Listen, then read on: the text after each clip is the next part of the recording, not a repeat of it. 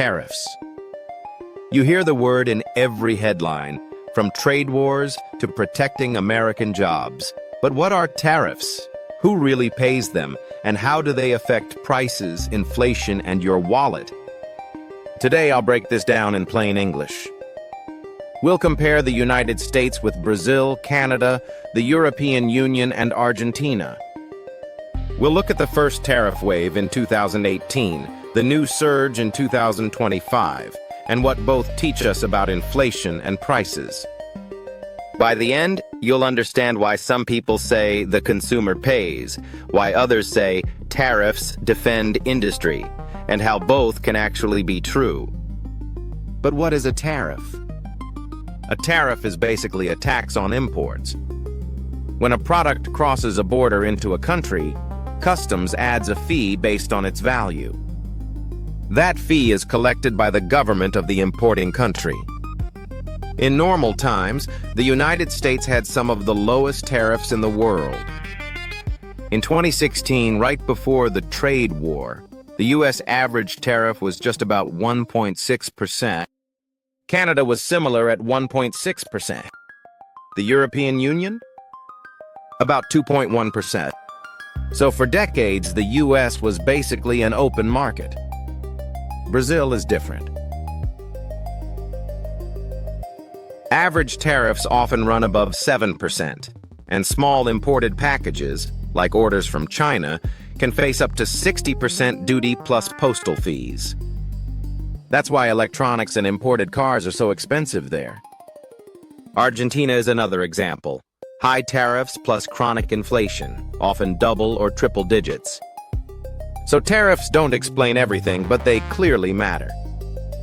But who really pays a tariff? At the border, the importer pays the tariff. But once the product hits shelves, most of that cost is passed on. During the 2018-2019 U.S.-China trade war, economists found that U.S. consumers and firms bore most of the cost. Example: a $100 item with a 25% tariff often landed at $125. With a 50% tariff, closer to $150. Exporters sometimes cut prices a little, and big retailers like Walmart tried to absorb part of the hit. But over time, most tariffs showed up at the cash register. That's why tariffs are often called a tax you can see when you shop. Now let's talk about the first big test, 2018 to 2019. Before 2018, tariffs were levels 1.6%. In 2018, Trump imposed 25% tariffs on steel and 10% on aluminum, followed by tariffs of 10 to 25% on hundreds of billions in Chinese imports. By 2019, the effective U.S. average tariff was up to 4 to 6%. Impact: inflation rose about 0.1 to 0.2 percentage points. Modest. Why modest? China cut export prices, and a strong dollar cushioned U.S. prices. Still, import costs rose, manufacturers struggled, and consumers paid more for certain goods. Painful, yes? But not runaway inflation. Now, the round two, 2025, tariffs. Trump's second administration pushed tariffs far higher than before, 50–60% tariffs on many Chinese products. New tariffs of 25–50% on other countries seen as unfair competitors.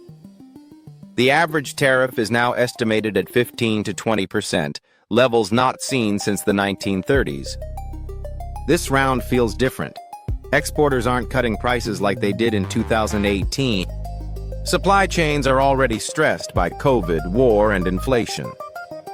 The Fed says tariffs are now adding about 0.3 percentage points to inflation in just months. This time, the costs are landing squarely on American consumers. But what do Brazil, iPhones, and tariff pain have in common? Here's a clear example: the iPhone. In the US, a flagship iPhone costs about $1,000. In Brazil, because of tariffs and taxes, the same iPhone 15 Pro Max launched at up to 17,000 reais, around $3,400 USD. That's more than 3 times the American price. Imported goods there, cars, appliances, electronics, become luxury items. That's the long-run effect of persistent high tariffs. What about global comparisons? In the United States, 2016, tariffs average are 1.6% and inflation 1 to 2%. In Canada, tariffs average 1.6% and inflation 1 to 2%. European Union, tariffs average 2.1% and inflation around 1.7 to 1.9%.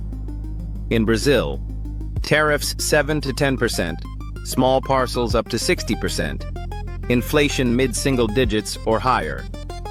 Argentina, high tariffs plus chronic inflation, sometimes over 50%.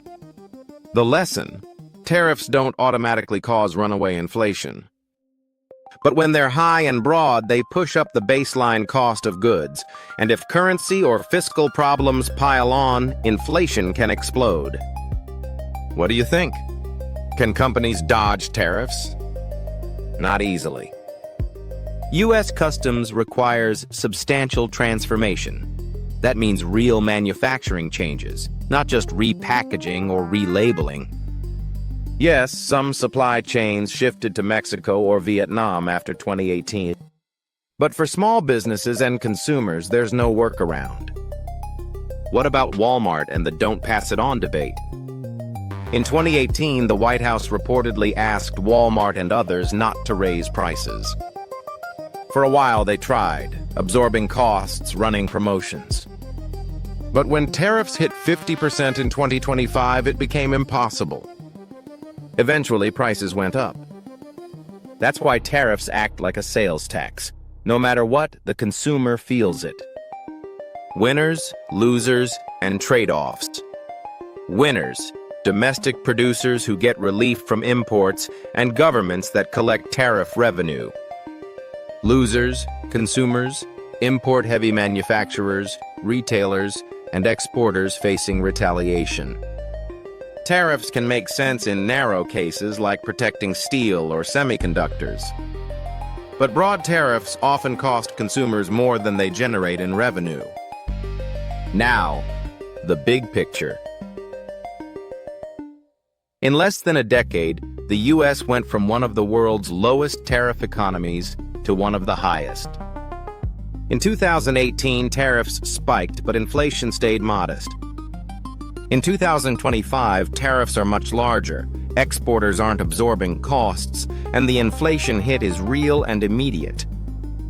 If history repeats, Americans could face higher prices for months, or even years. Conclusion.